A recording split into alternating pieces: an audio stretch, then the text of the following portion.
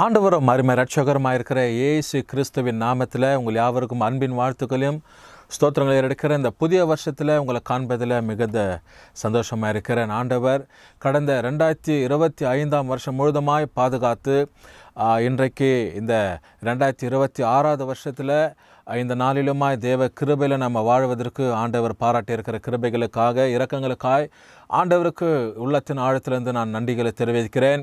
அநேகர் இந்த வருஷத்தில் ஆசீர்வாதமாக இருப்பீங்க. கடந்த வருஷம் ஒருவேளை தோல்வி, இழப்பு, இப்படி போல் பலவிதமான சூழ்நிலைகள், அநேக கஷ்டத்தினோட நீங்கள் கடந்து போயிருக்கலாம்.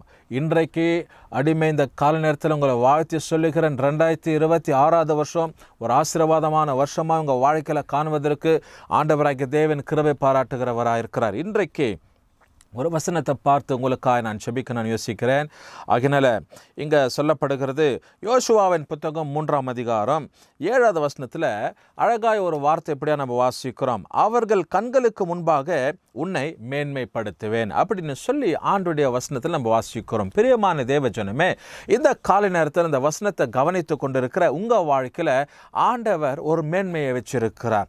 ஆகினால ஆண்டவர் மேன்மைப்படுத்தும் போது எந்த மனுஷனும் உங்களை தாழ்த்தப்பட முடியாது, கீழாக்க முடியாது, யாரும் விரோதமாக செயல்பட முடியாது. காரணம், கர்த்தரே உன்னை மேன்மைப்படுத்துகிறன்னு சொல்லி ஆண்டவர் வாக்குத்தத்தத்தை கொடுத்து இருக்கிறார். யோசுவாவுக்கு ஆண்டவர் வாக்குத்தத்தத்தை கொடுத்த போல இந்த காலை நேரத்தில் இந்த புது வருஷத்தில் பிரவேசித்து கொண்டு இருக்கிற உங்கள் வாழ்க்கையில் ஆண்டவராகிய தேவன் உங்களை பார்த்து இந்த காலை நேரத்தில் சொல்லுகிறது என்னவென்றால், நான் உங்களை எல்லா விதத்திலும் மேன்மைப்படுத்துவேன்னு சொல்றார். அவர்கள் கண்களுக்கு முன்பாக, அவர்கள் என்றால் அந்நியர்கள் கண்களுக்கு, விரோதமாய் செயல்படுகிறவங்க கண்களுக்கு, துர்செயலில் ஈடுபடுகிறவருடைய கண்களுக்கு, ஆண்டவருடைய அறியாது இருக்கிற ஜனங்களுடைய கண்களுக்கு முன்பதாக ஆண்டவர் அறிஞ்சிருக்கிற, தேவனை தெரிஞ்சிருக்கிற, தேவனை பின்பற்றுகிற, தேவ சமூகத்திற்கு ஜபத்தோடு வருகிற, தேவ சமூகத்திற்கு பயபக்தியோடு கூட இருக்கிற, தேவ சமூகத்தில் எப்போதும் தேவனை நோக்கி பார்க்கிற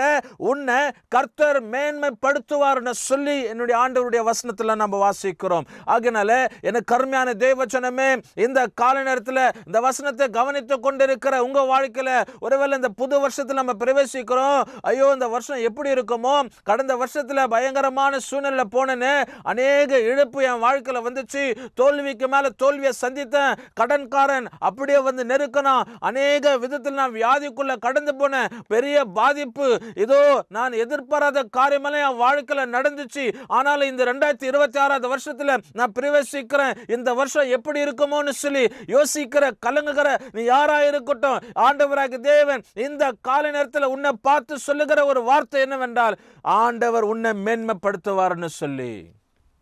அந்நிய ஜனத்தின் கண்களுக்கு, ரட்சிக்கப்படாத ஜனங்களின் கண்களுக்கு, உனக்கு விரோதமாக கூட்டம் கூடுகிறவருடைய கண்களுக்கு முன்பதாக உன்னை மேன்மைப்படுத்துகிற தேவனா இருக்கிறார். ஆகினால இந்த வருஷம் உனக்கு மேன்மையான வருஷமா இருக்கும். இந்த வருஷம் உன்னை ஆசீர்வதிக்கிற வருஷமா இருக்கும். 2026 வருஷம் உன்னை உயர்த்துகிற வருஷமா இருக்கும். என கருமையான தேவச்சனமே, எதை குறித்து யோசிக்காத, எதை குறித்து கலங்காத, பிரியமாய் ஆண்டவராகிய தேவனுக்குள்ள நீ காத்திருக்கும் போது ஆண்டவர் எல்லா சூழ்நிலையிலும் உன்னை உயர்த்தி நடத்துகிறவரா இருக்கிறார். தேவ சமூகம் மாத்திரம்தான் உன்னை ஆட்கொள்ளும். தேவ சமூகம் மாத்திரம்தான் உன்னை ஆதரிக்கும். தேவ வசனங்கள் ஒன்று மாத்திரம்தான் உன்னை பலப்படுத்தும். தேவ வசனம் ஒன்று மாத்திரம்தான் உன்னை சீர்படுத்தும். தேவ வசனம் ஒன்று மாத்திரம்தான் உன்னை உயர்த்தும். ஆகினால இந்த காலை நேரத்தில் ஒரு தீர்மானத்தோடு கூட இந்த வருஷத்துல ஆரம்ப நாட்களை நான் பிரவேசித்துக் கொண்டிருக்கிறேன். என் வேலை ஆசீர்வாதமா இருக்கட்டும், என் குடும்பம் ஆசீர்வாதமா இருக்கட்டும், என் உயர்வு ஆசீர்வாதமா இருக்கட்டும், என் சம்பளம் ஆசீர்வாதமா இருக்கட்டும், என் பிள்ளைங்க ஆசீர்வாதமா இருக்கட்டும், என் பிள்ளைங்களுக்காக நான் செபிக்கிறேன், என் கணவருக்காக செபிக்கிறேன், என் மனைவிக்காக செபிக்கிறேன் அப்படின்னு சொல்லி ஒரு தீர்மானத்தை எடுக்கும் போது ஆண்டவராகிய தேவன் எல்லா விதத்திலும் உன்னை பாதுகாத்து உயர்த்தி ஆண்டவரே உனக்கு மேன்மையான காரியங்களை செயல்படுத்துகிறவராக இருக்கிறார். ஆகினால ஆண்டவருடைய வசனத்தை நீ அழகாய் பிடித்துக்கோங்க. இந்த நாட்களிலே அநேக பயங்கரமான சூழ்நிலைகள் நடந்து கொண்டிருக்கிறது. உலகத்தில் பல இடங்களில் சீற்றங்கள், குண்டு வைப்பு, தகர்ப்புங்க, அநேக ஜனங்கள் மாண்டு மரித்து போகிற சூழ்நிலைங்க. இதெல்லாம் கடைசி காலத்தின் எச்சரிப்புங்க. செயல்படுங்க. கடைசி காலத்தின் அடையாளமா இருக்கிறது. எனக்கு அருமையான தேவஜனமே, இப்படிப்பட்ட அடையாளங்களுக்கு மத்தியில, இப்படிப்பட்ட எச்சரிப்புக்கு மத்தியில ஆண்டவராகிய தேவன் உன்னை உயர்த்துவார்னு சொல்லுகிற இந்த வாக்குத்தத்தத்தை உனக்கு முன்பதாக வைப்பாரனால் நிச்சயமாக கர்த்தர் உயர்த்துவார். அதற்கு உரிய பாத்திரவான்களாக, அதற்குரிய கனவான்களா நாம் இருக்கணும்னு சொல்லி கர்த்தர் எதிர்பார்க்கிறார். எனக்கு அருமையான தேவஜனமே, ஆண்டுடைய வசனத்தில் ஒரு வார்த்தையும் உனக்கு விரோதமாக செயல்படவே படாது. கர்த்தரே உன்னை மேன்மைப்படுத்துகிறவராக இருக்கிறார். அந்த மேன்மை உன் குடும்பத்தில் இருக்கும், உனக்கு விரோதமாக செயல்படுங்களுக்கு மத்தியில் இருக்கும், நீ வேலை செய்கிற இடத்துல இருக்கும், நீ எந்த காரியத்தை ஈடுபட்டாலும் அதற்கு மத்தியில் கர்த்தர் உன்னை மேன்மையாக தான் வைப்பாரே தவிர ஒரு நாள் இகழ்ச்சியோ, ஒரு நாள் தள்ளப்படுகிற சூழ்நிலையோ, ஒரு நாள் உனக்கு விரோதமான செயல்பாடுங்க கட்டாயம் வரவே வராது. ஆகினால தேவ சமூகத்தில் காத்திருங்க. ஆண்டவர் அந்த புது வருஷத்தை உனக்கு நன்மைக்கு எதுவான சூழ்நிலையாக மாற்றுவார். கர்த்தருடைய திருப்திகரம் வாழ்க்கையில் இருக்கும். கர்த்தருடைய பலத்தக்காரம் உன்னை பாதுகாக்கும். கர்த்தரே உன்னை நடத்துகிறவராக இருக்கிறார். அதனால தான் வசனத்தில் வாசிக்கிறோம், I will begin to exalt in the eye of the enemies. விரோதங்களுக்கு மத்தியில யாரெல்லாம் உனக்கு விரோதமாய் செயல்படுறாங்களோ அவங்களுக்கு மத்தியில் கர்த்தர் உன்னை மேன்மையாய் வைப்பார். இதுதான் ஒரு அடையாளம். உனக்கு நீ வளர்வதற்கான ஒரு அடையாளம், நீ உயர்த்தப்படுவதற்கான ஒரு அடையாளம். 2026 வருஷம் ஒரு பெரிய கேள்விக்குறியோடு இருக்கும்னு சொல்லிக்கிறியே. அருமையான தேவஜனமே, நீ யாரா இருந்தாலும் ஆண்டவர் உன்னை உயர்த்துவதற்கு அடையாளம் அதுதான். கர்த்தரே உன்னை உயர்த்தி நடத்துவார். கர்த்தரே உன்னை மேன்மைக்குள்ள வைப்பார். தேவ திட்டங்களுக்குள்ளாக செயல்படுங்க.